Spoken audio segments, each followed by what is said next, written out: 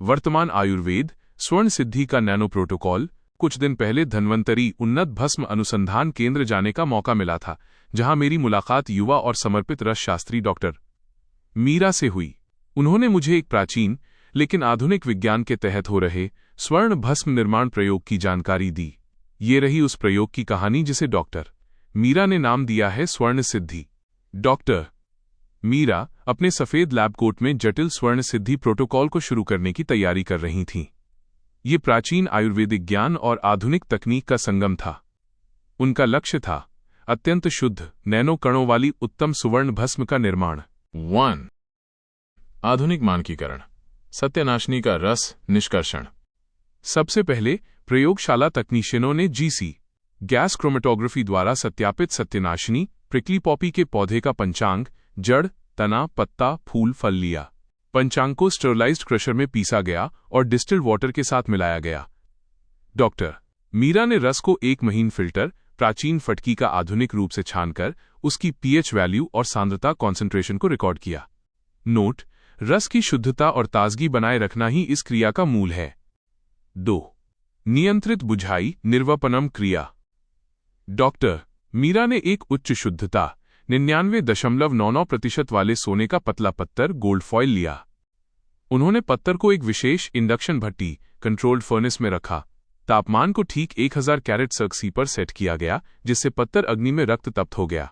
तुरंत भट्टी से निकालकर इस तप्त स्वर्ण पत्थर को सत्यनाशिनी के ताजे शीतल रस से भरे एक सिरेमिक पात्र में तेजी से बुझाया, क्वेंचिंग गया। ये प्रक्रिया, जिसे द्विताप क्रिया कहा गया, 2 बार दोहराई गई। इसका उद्देश्य स्वर्ण को भौतिक रूप से तोड़ना और उसे औषधीय माध्यम के लिए तैयार करना था। 3. 11 पुटों की अग्नि कुमारी तपस्या कैल्सिनेशन साइकिल।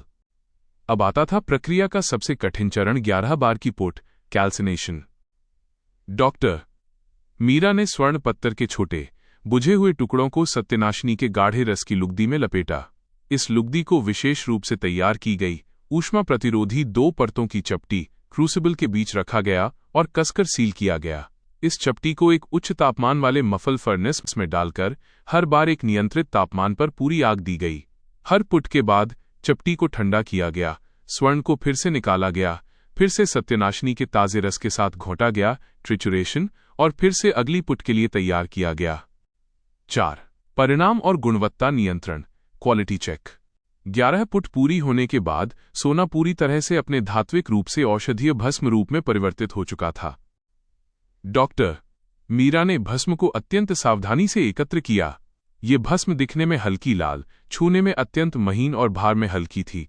ये उत्तम सुवर्ण भस्म का प्रमाण था। अगला कदम था आधुनिक विश्लेषण।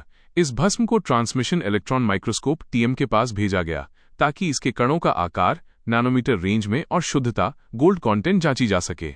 आधुनिक वैद्य गुण का सत्यापन। डॉक्टर मीरा ने अपनी प्रयोगशाला डायरी में लिखा, इस स्वर्ण सिद्धि प्रोटोकॉल द्वारा निर्मित भस्म के गुण वही हैं जो प्राचीन ग्रंथों में वर्णित हैं।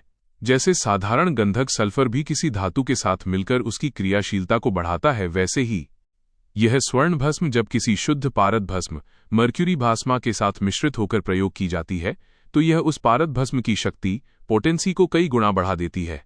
नैनो कणों के रूप में ये अन्य यौगिकों के साथ मिलकर तेजी से वैद्यक गुण प्रकट करती है, जिससे चिकित्सा प्रभावकारी हो जाता है। इस प्रकार डॉक्टर मीरा और उनके केंद्र द्वारा इस प्राचीन समय सिद्ध क्रिया को सफलतापूर्वक आधुनिक मानकों के तहत पूरा किया गया।